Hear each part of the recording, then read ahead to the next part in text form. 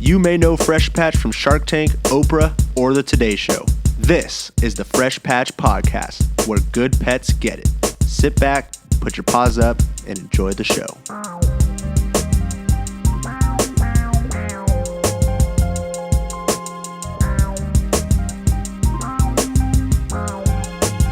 Welcome, everybody, to the Fresh Patch Podcast, where good pets get it. This is our second edition of the Fresh Patch Podcast, and super excited to talk with everyone today. I'm here with my amazing co-host, Gabe, and we have some very awesome guests on the screen today. We're doing a little Zoom, so if you guys wouldn't mind introducing yourself and say hi to the people.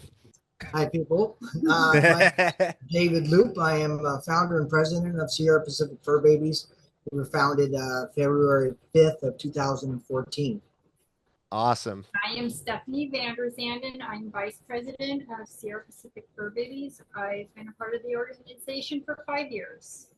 Awesome. Amazing. Well, hey, again, thank you guys so much for coming on today. We're really excited to talk about your organization. We've been working pretty closely the past few months, ever since we met at CatCon, which we'll get into a little bit more later. But you guys are doing some really awesome stuff for some animals in need. So we're excited to highlight that. Yeah, definitely. And before we really dive into things, I just want to tell everybody that's watching, listening, hit that subscribe button, hit that follow button, like, comment, and, check things out on YouTube, Apple Podcasts, Spotify Podcasts, and go ahead and give David a follow as well. We'll have your social handles up on the screen for everyone that is watching. So take a second for that. But yeah, super excited. I know, like we said before we started recording, we've never met officially. So it's really great to meet you guys. I've gotten a lot of stories from my team, and especially with all your help at CatCon and everything.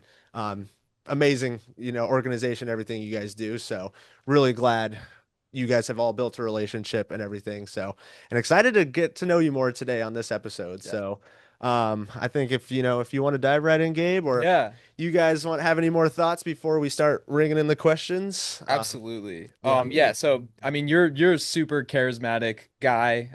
People on social media, like, they love you. It's really, really cool to see like how loyal of a, it's like a fan base that you have. And it's great because it's like in support of a great cause. So for listeners who may not know you yet, could you share a little bit about yourself, and how Pacific Fur Babies got started? And Stephanie, if you have anything to add to that as well, that'd be awesome. Well, I guess I'll start. I founded the rescue, as I mentioned earlier, February 5th of 2014. That's when we obtained our official nonprofit status. And I had been rescuing probably about a year prior to that as what we call independent rescue, indie rescues.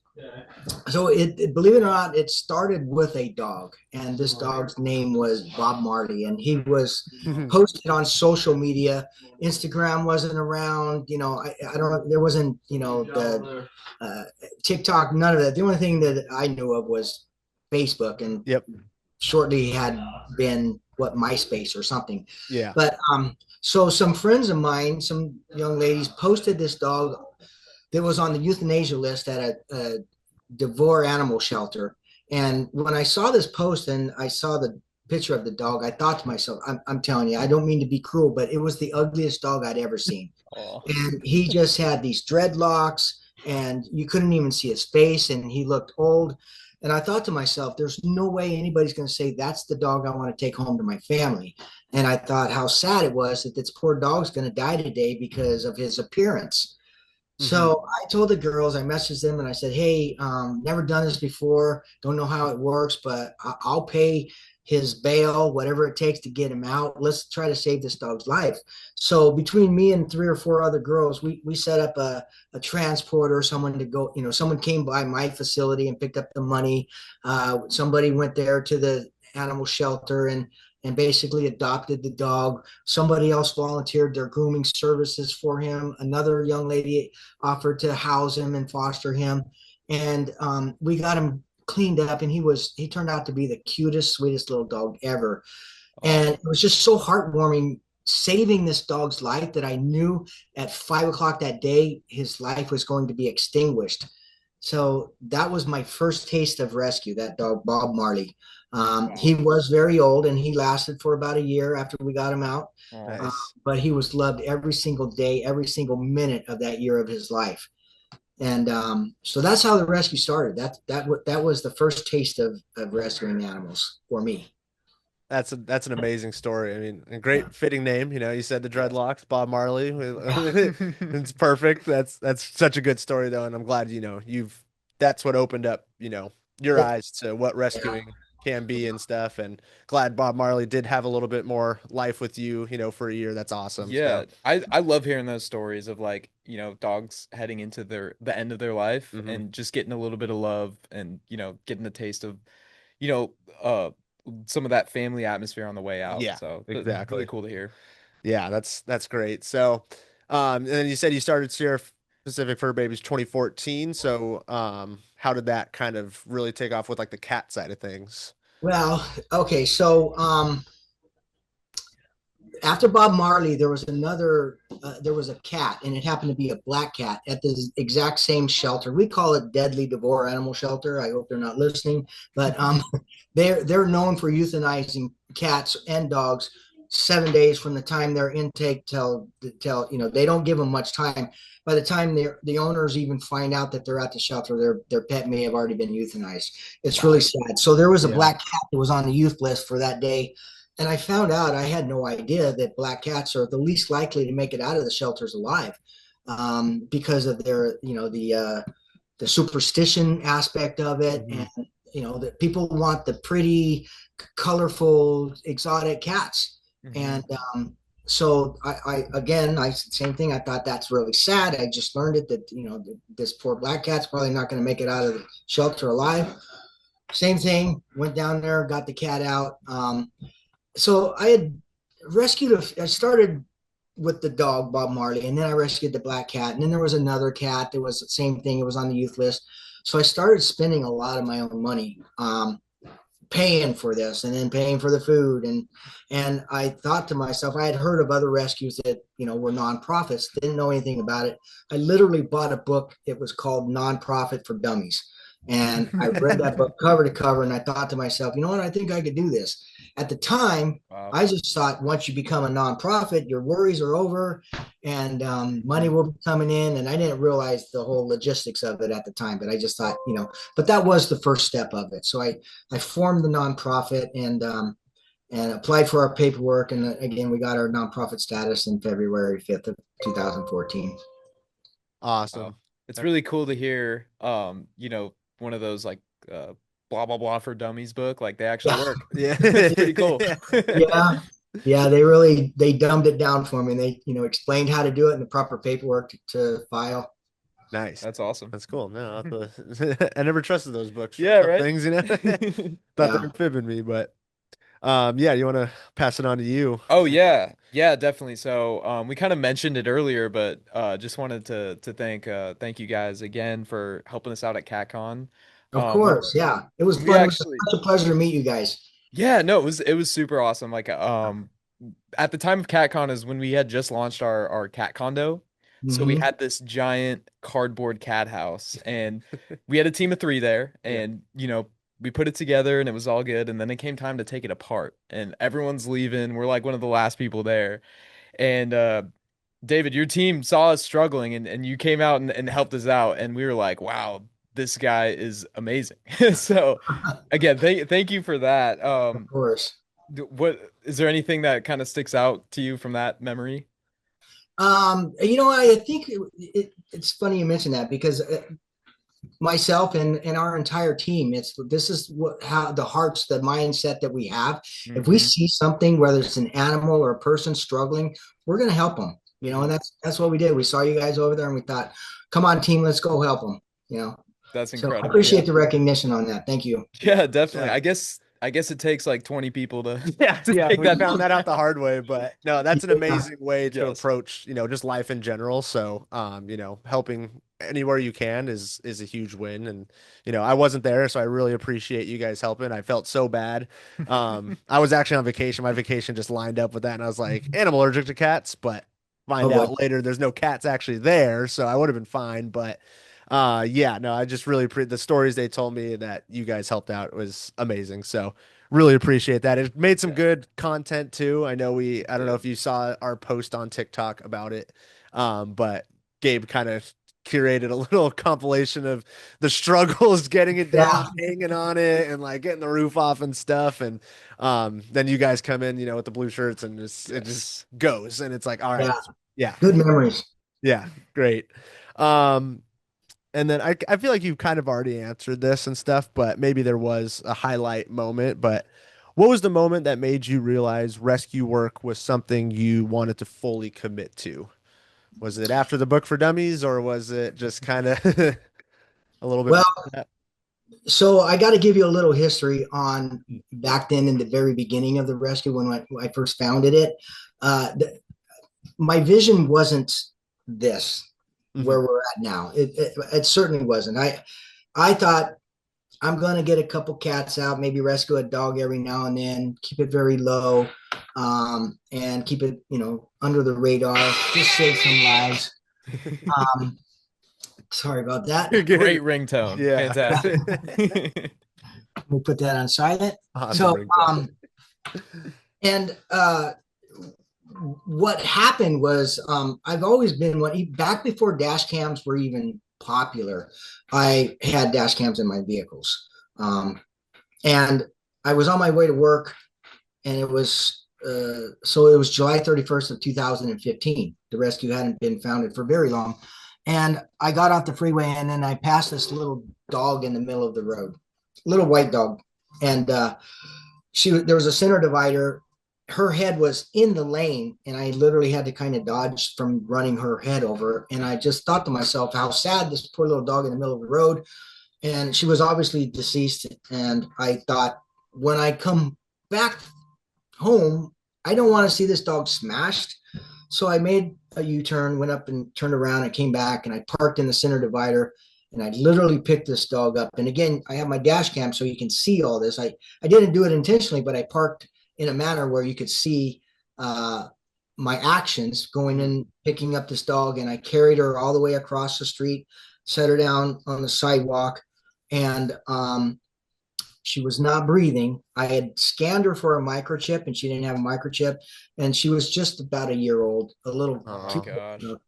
so I set her down, and then I just said a little prayer for her, and I was standing up to leave, and one of her eyes blinked. And I thought to myself that it was just nerves, but I told myself I'm not going to feel comfortable leaving and calling animal control to pick up this deceased dog without checking. I bent down, put my hand on her chest, and her lungs filled up with air, and she started screaming. Wow. Stephanie, wow. can you take? Sorry, I didn't take that. So she started screaming, and now I'm panicking. And it sounded like she was suffering and she was in pain. So I scooped her up and put her in my car and rushed her to the emergency vet, I'm sorry, to my primary vet.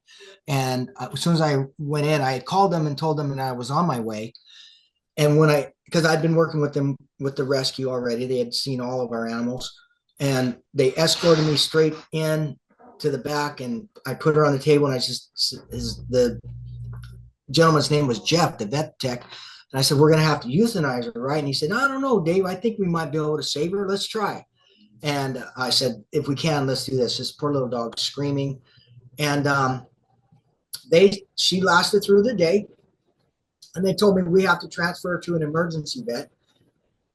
I had never used an emergency vet in my life.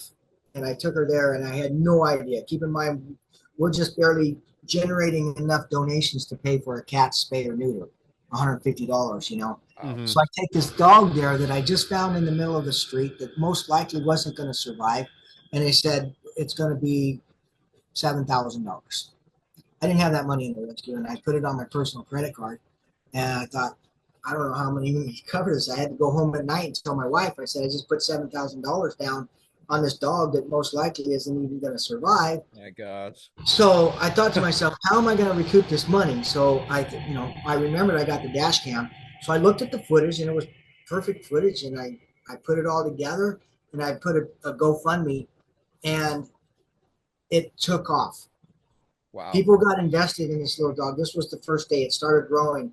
We got $1,000 and then $1,500. And then people were like, we need an update. So I went to the vet that day and I filmed her. She was in a coma and she was on life support on her. And I filmed it and said an update. She's still alive. She's breathing. She's hanging in there. The next day I went back and did an update. And after about 2 or 3 days, she came out of the coma and she was looking around. And that just sparked, people were like so invested in this little dog's survival. Mhm. And I named her Miracle, and I called the page Miracle's Journey, and I created a Facebook page for her. And she had more followers than I did. Wow. No, I don't know. So next thing I know, her video started going viral, globally viral. People Wow. from all over the world were following this little dog's transformation from being picked up out of the street. And she spent like 3 weeks at the emergency vet. And every single day I would go and do an update, and people were waiting. I'm going to tell you a quick story. I was walking through Target, and I'm walking, and there's a man, a lady, and I think they had a couple kids, and the man was behind, and he was on his phone. And I had just got back from visiting Miracle, and I just posted an update. And this gentleman's walking, and he tells his wife, he says, "Babe, they just did an update on Miracle." Oh my god. Walking right by him. That's so cool. Yeah, I just walked right by him with a smile on my face, and I thought, you know what? There's a lot of people following her Yep. progress.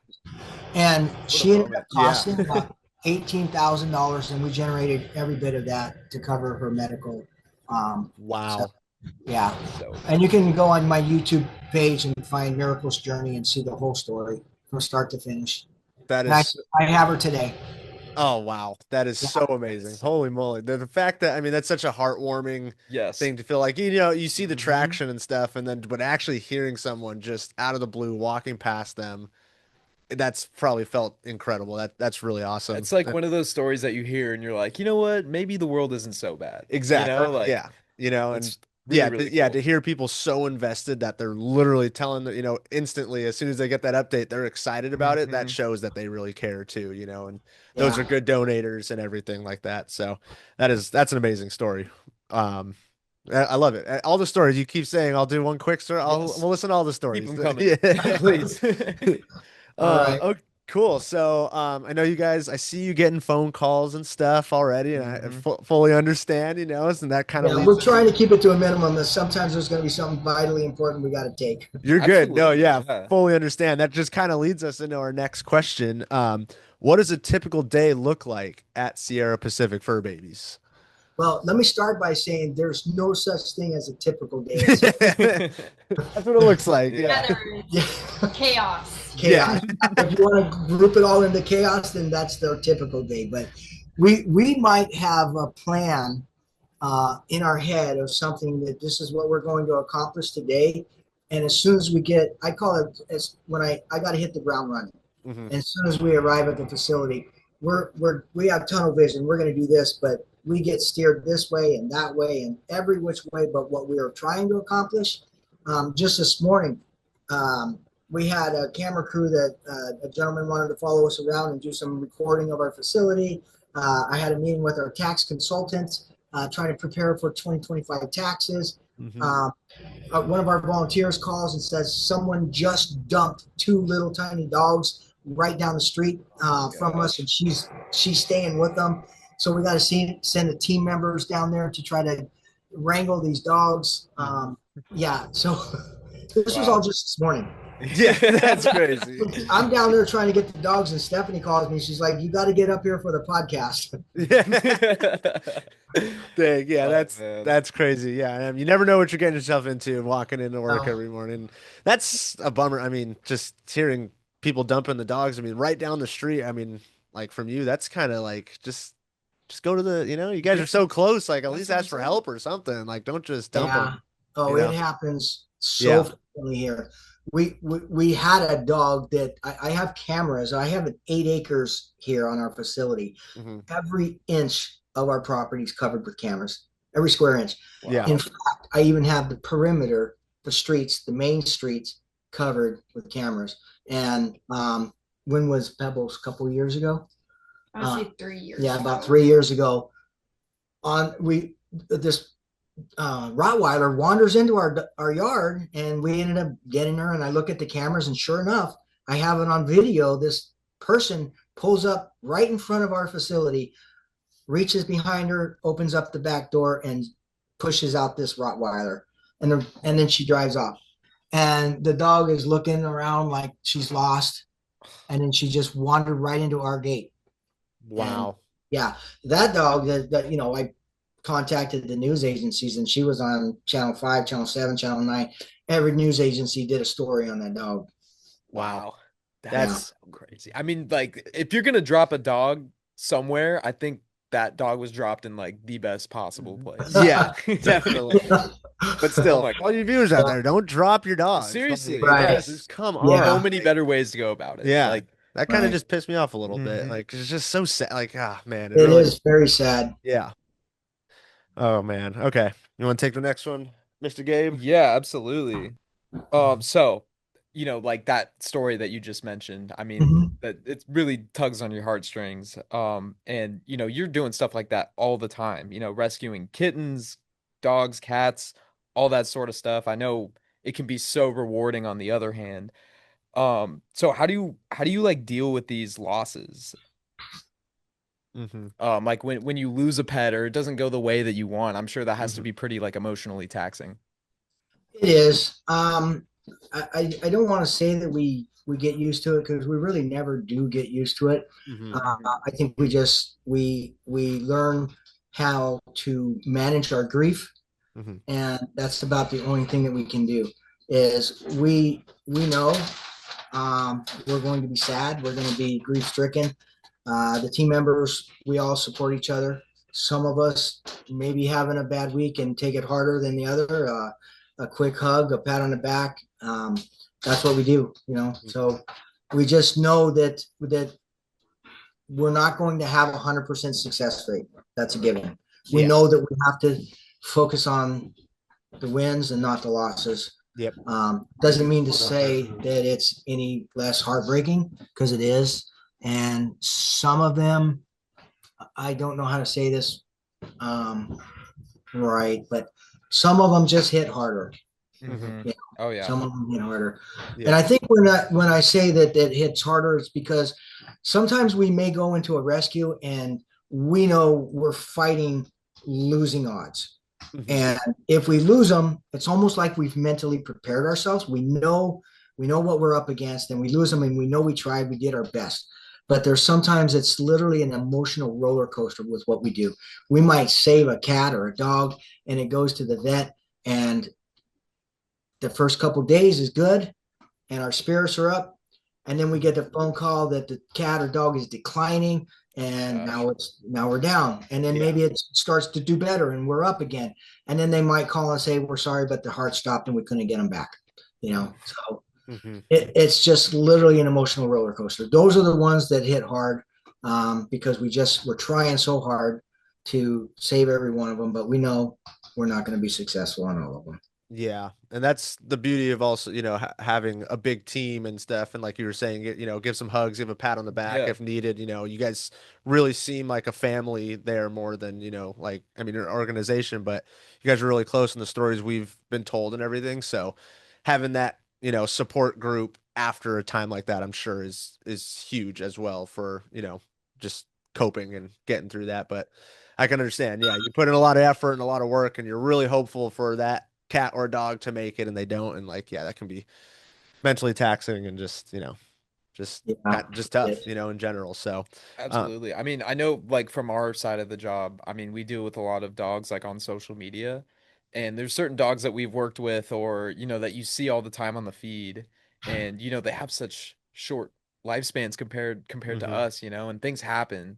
And when you see those posts about pets crossing the rainbow bridge as they call it, it just like, it hurts a lot, yeah, even though you're not connected to this dog other than like seeing Right. them through a screen. So exactly. um, that's definitely like super commendable. And like Drew was saying, it's really cool that you guys have like that supportive, like kind of family atmosphere, Hmm. because I'm sure without that, it would be so hard to Yeah, be cope with these harder. kinds of Yeah, things. harder Yeah. than it already is, you know. Hmm. So, Yeah. and of course, that we do have for all our viewers and listeners, we are running a very nice charity campaign with the Sierra Pacific Fur Babies right now. So, 50% of proceeds, profit proceeds from our cat condo. You can find that at freshpatch.com.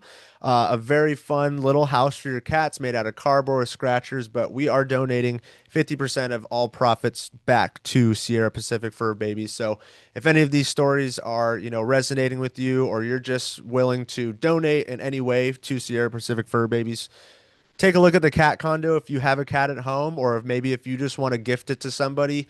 50% of that profit will be sent back. And, we're really excited to do that. I know you've Yeah. mainly talked with Gabe and Adriana about this and coordinated with them, but this is a very full. We've actually never done something like this before as the company of Fresh Patch, and our CEO slash owner was very intrigued and excited that we brought this to the table, and he accepted it quick. Like it was a Yeah. yes, like Oh yeah. instantly. And he was like, do what you guys need to do. That sounds amazing. So we're just happy that we can support and try our best to help with the rescues, help with Yeah. anything you guys need. And you, like we've said it multiple times, you have a great organization. So yeah, Yeah. all you viewers, listeners, check it out, We Check it appreciate the out. freshpatch.com. support.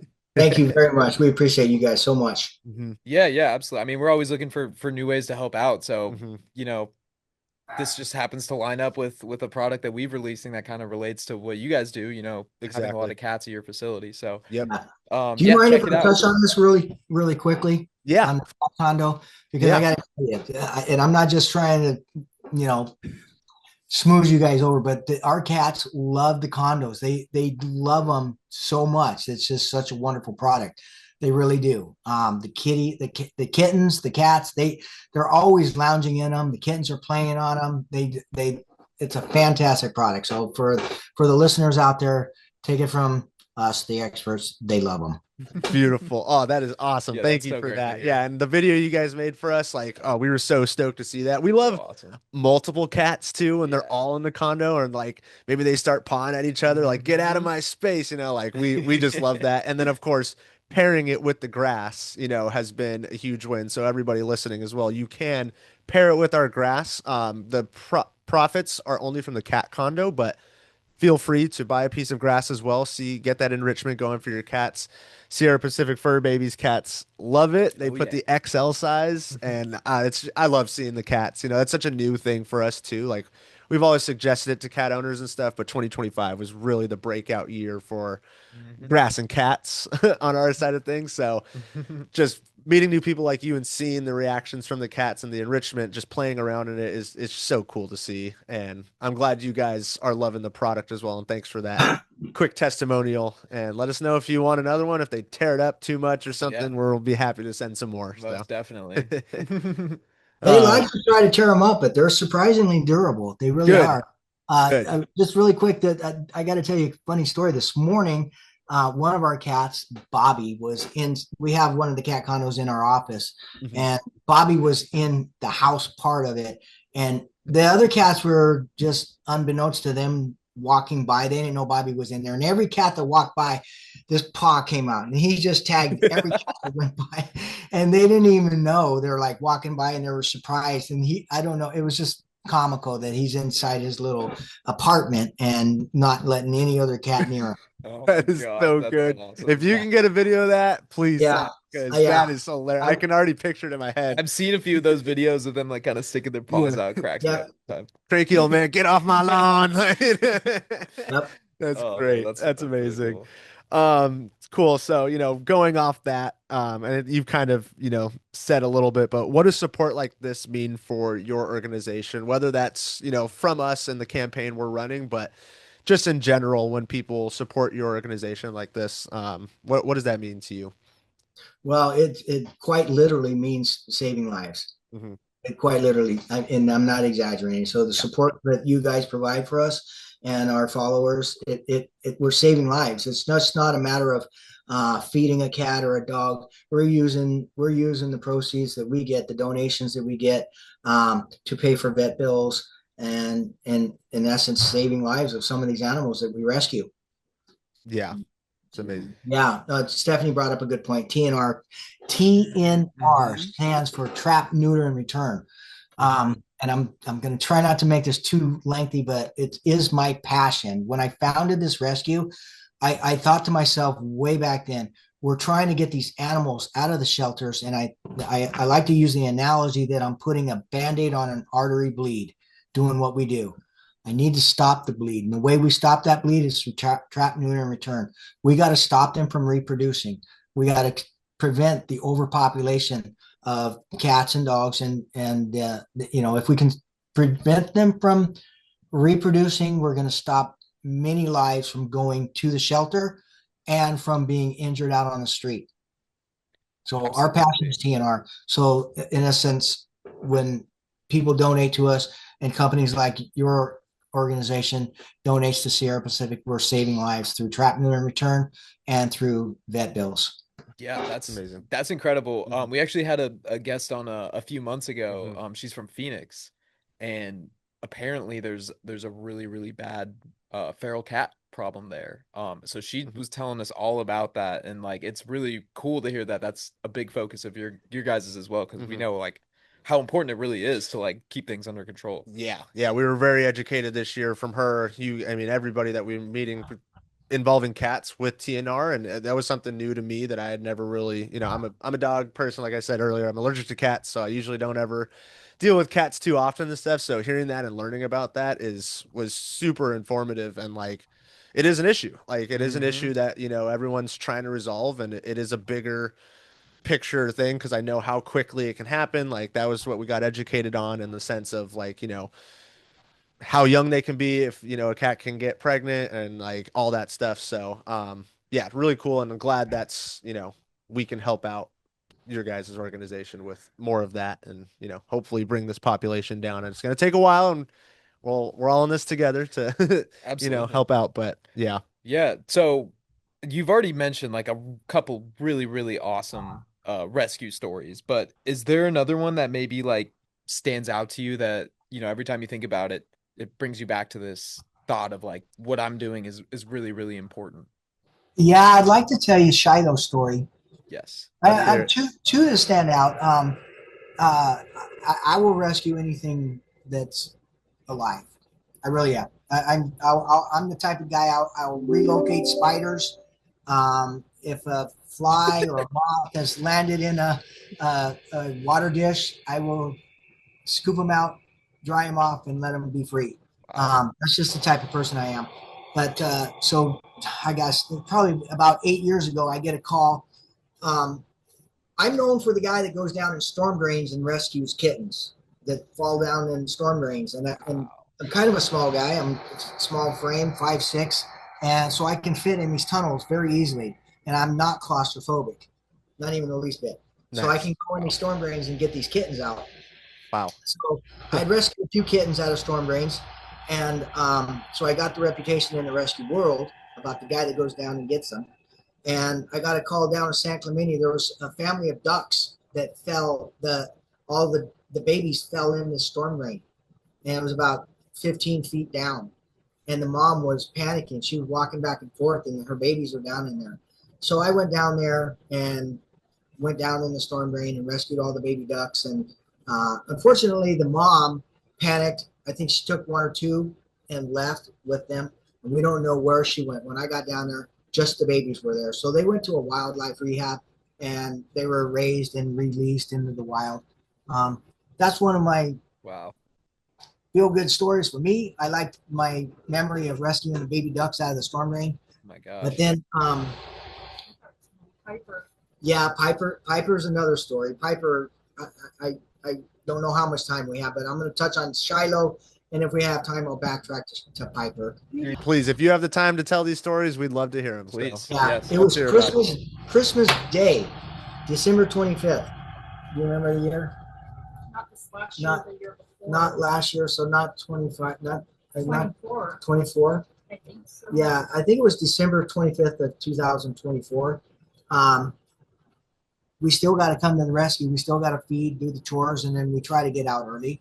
So Stephanie, the rest of the team, we all agreed to meet here. We're going to get here early and then try to knock 2023. So we all agreed we're going to get to the rescue, knock out our chores, and go spend time with our families. And when I got off the freeway, there was a. You weren't even off the freeway. You were coming to the exit. It was the off ramp on the sound wall. There was probably a 20-foot sound wall. And up against the shoulder K-rail of the sound wall, there was a little black blob of, and I knew it was a dog, and he was curled up like. Oh my God. God. I just knew that this poor dog had been hit by a car, and I stopped, backed up, and I figured he was deceased, and I was going to scan him for a microchip so I could notify the owner and give them some closure. As I was walking up to him, he lifted up his head and just started howling. Like Miracle Story. So, but he was a bigger dog. And when dogs are injured like that, they don't know you're trying to help them. They're going to try to bite you. So I'm in a panic. I called the team. I called Stephanie. I'm like, you got to get the team and get here. I need help. There's a dog's been hit by a car. He's in really bad shape. So the team shows up, and we all managed to get him onto a blanket, and we rush him to the emergency vet. The doctor takes him back and does x-rays, and she comes back in the room, the grieving room they call it, and she tells me, unfortunately, we're going to have to euthanize this dog because he's in really bad shape. He's going to be paralyzed. There's nothing we can do for him. He has spinal injuries. And I told her, I don't want to do it. I don't want to euthanize him. I want to give him a chance. And she tried arguing with me, saying that he's going to be paralyzed. And I said, I'm used to bad odds. We're going to give him a shot. So we did. We literally had to do physical therapy, rehab with him. Stephanie did, my daughter Ashley, myself, we all worked with this dog. We literally taught him to walk again. And Shiloh turned out to be a beautiful dog. He got adopted, and his mom and dad just love him. Has birthday parties. Yeah, she had a birthday party. I'm talking a big birthday party. We went to his birthday party. The whole team went there and got to see Shiloh. Wow. So that is that special. was a very special rescue right there. My gosh, what kind of dog was he? He was like a Labrador mix, mostly a mutt, but he was, you could tell he probably, I don't know if she did DNA on him, but he probably had a lot of mixes in him. But I would describe him as a thinner lab shepherd mix. Wow. Hey, yeah, right up your alley. That's what my dog is. So that resonates with me for sure. Yeah, Shiloh was on a dodo. So if you search Shiloh and dodo, his story will come up. Oh, amazing. There we go. Yeah. Another right up your alley again. Yeah. I love the dodo. I love the dodo. Dodo's so cool. Dodo is great. Awesome. Bringing those kinds of stories to light, it's like really, really awesome. Yeah, it is. And then did you say you have one more? Did you say? Well, if we have time, I'll try. This one's a little bit longer. I'll try to condense it, but go for it. Yeah. It was a Sunday. I remember this like it was yesterday. I had just gotten here. The rescue, this was 2015. It was December, and it was cold. And I got here. The rescue wasn't quite as big, and I would just come here and feed the cats. I think I had 9 at the time, and go home, spend the day.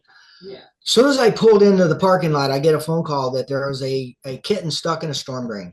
And I thought to myself, no problem. I'll just run up there. It's at the Costco near us in the parking lot. So I went up there, and it wasn't quite as simple as I had anticipated. This kitten, I thought he was in a storm drain big enough for me to go down and get, but it was literally an 8-inch pipe. There was a culvert that went straight down about 5 feet. And then there was an 8-inch pipe that went underneath the parking lot. And I literally had these guys, these big guys that lifted me up by my feet and dunked me into this hole so I could see through. And I looked, I could hear this kitten crying, but I could never see him. Wow. So we tried luring him out. We tried everything we can, playing kittens crying. This was early in the morning when I got there, and it was late at night. the very first night I'm there, it starts pouring down rain. People had come, people had gone, left. It starts pouring down rain, and the culvert starts filling up with water. And I could still hear this kitten meow, meow, Oh my meow, gosh. meow. And then pretty soon the meow stopped. The Oh. culvert is filled with water, and I just thought to myself, he drowned. Mhm. And this is one of the most memorable videos that I have of myself. I'm in the car and I felt so defeated and I felt like such a failure because I was posting updates and posting it on social media and saying, if anybody has any great ideas, I don't know what else to do. We got to get this kitten out. People were craziest ideas, but at the end, when he stopped crying, I got in the car and I videoed myself, and I'm soaking wet and I'm freezing cold and I'm shivering. And I said, I'm sorry. There's nothing more I can do. I couldn't get him out. Mhm. So this was about 3 o'clock in the morning, and there was only two people there, myself and this other lady that had stayed. And what we were doing was, we were so cold, we would have the heater blasting in our cars, and one of us would relieve the other one. We would be out there trying to do what we can for as long as we can until we couldn't take the cold anymore. And we would get in the car, and then the other one would go out and try to get this kitten out. 3 o'clock in the morning, I told her, I said, we got to go home. He stopped crying. We don't even know where he's at. So I felt so defeated. I went home and I woke up at I got just a couple hours sleep. I woke up at 6 o'clock. I looked out my window and it was a beautiful blue skies. The sun was out. Wow. Clouds had dissipated. And now it's Monday, and I told my wife, I said, I'm not going to work. I'm going to go try to get this kitten back out. So I go there with this new vigor that I'm going to succeed. And I'm there, and animal control truck pulls up, and I thought, oh gosh, and they're like, hey, we got a call. And I said, well, I'm trying to get the kitten out. Well, if you need any help, let us know. Can you tell the people to stop calling animal control? So I'm like, okay, I'll tell them. I put it on Facebook, stop calling animal control. Next thing I know, the fire department shows up and they're like, hey, tell your people to stop calling us. There's nothing we can do. So I put on Facebook, hey, stop calling the fire department. I'm here trying. There's nothing they can do. And then the police show up, and I'm like, okay, I'm in the middle of the Costco parking lot, and I put out some barricades and some caution tape, and I thought management said, you got to get out of here. So the cop comes up and he says, can you please tell your people to stop calling the police station? So I put it on Facebook, stop calling the cops, guys. Look, there's nothing they can do. So I'm videoing him, and we still don't know where he's at. We can hear him now because as soon as I got there, I played the sound of kittens crying. And it's a beautiful blue sky. I got up to the same hole I was at. I played kittens crying, and he responded. He cried back, and I thought, he's still alive. When I heard him start crying, my heart just sunk. And I thought, you know what? I'm going to get you out of here, buddy. Yeah. And so I had a neighbor at the time who was a plumber, and I called him. I said, do you have one of those cameras that you can put down in drain pipes? And he said, I'll be right there, Dave. I'm going to send my guy out there. So he comes out with this giant camera, and he pushed it in. And the thing is I don't know anything about plumbing. I'm an electrician by trade. So he knew. He was like, okay, somewhere over here, this pipe's going to go this way. Then there's going to be another pipe this way. And he said, they paved over one of the drain cleanouts. That's what we got to find. So he takes a bar and he starts tapping. You can hear the dink, the dink. So he's like, right here. They paved over. Wow. So I go to management and to Costco. I said, I got to bust open your sidewalk or your asphalt. And he's like, corporate already told me, do whatever you got to do to get this kitten out. Whatever this guy needs, give it to him. Oh, so wow. Like, yeah, that is cool. Because people have been calling Costco corporate, and they told the manager, whatever this guy needs, let him get that kitten out. That's amazing. That's amazing. So, shout out Costco. Wow. Shout out for Costco. Yes, thank you. And matter of fact, really quick, so there's a bunch of people, and we're trying to get the kitten out, and the manager comes, and he's got a shopping cart full of pizzas, and he's like, I got a bunch of pizzas for the team here. Wow. So they gave us lunch and everything. It was an awesome whole community coming together. That's amazing. So my plumber guy, he says, okay, I found. So what it is there was a pipe that went straight down and then 90'd over, And what it is when these main pipes get clogged with debris, they have to have another place to clean it out. They push this snake through and it pushes all the debris out, but they have to have midpoints to do that. So he knew that it would be there, and sure enough, it was there. And when we opened up, we broke out the asphalt, we opened up the lid, and we looked down. There was the kitten about 6 feet down looking up at us. Wow. And yeah. So now the pipe is, again, it's like a 5-inch pipe, and we're thinking, how the hell are we going to get this kitten out of here? Because, you know, if when he would see us, he would run, and he would come back up and look straight up at us. So one of the team members, he says, I got an idea. It's kind of, you know, iffy, but what if we use one of those giant glue traps and we put a string around it and we just drop it down the hole and then put some tuna on top of it? And I thought, you know what? It's iffy, but it's brilliant. Yeah. So we got one of these giant traps, and we slid it down the hole, and it was like fishing. We could feel the kitten get on it, and we pulled him out, and just put a little olive oil. We pulled him up, and he stuck to this glue trap and put a little olive oil in it, and they come right off. Yeah. And that's how we got Piper out of the pipe. That is so cool. Is that how she got her name? Yeah. Yeah, we named him Piper. Oh my God, that is so awesome. I love it. That's genius. This rescue turned into, we call it a 33-hour. We were out there for 33 hours trying to get this kitten out of the storm drain. Wow.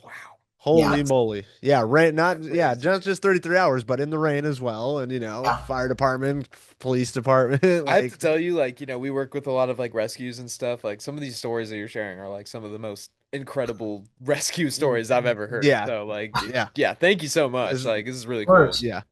Amazing. And yeah, you know, shout out to Piper, shout out to Costco again. Good job. I know that's a good organization, especially helping you out. And the pizzas. I mean, you can't go wrong with a Costco pizza for a little reward, you know. Another thing I want to say is, like, I feel like you are the epitome of like using virality for good. You know what I mean? Like 100%. The fact you saying like people are so intently following this journey, and they're calling the police, they're calling the firefighters, and maybe it wasn't the right thing to do, but the intention was good. Yeah. They're calling corporate Costco. Like that. I mean, just to it's so cool. Yeah, your community is amazing. Yes. Like it is. Absolutely. It really is. And we see that on our videos too, that, you know, when we have worked together, collab together and stuff, like it's instant too. Your people are in the comments, everyone's supportive. Like it's so cool to see. So that's amazing. So rescue.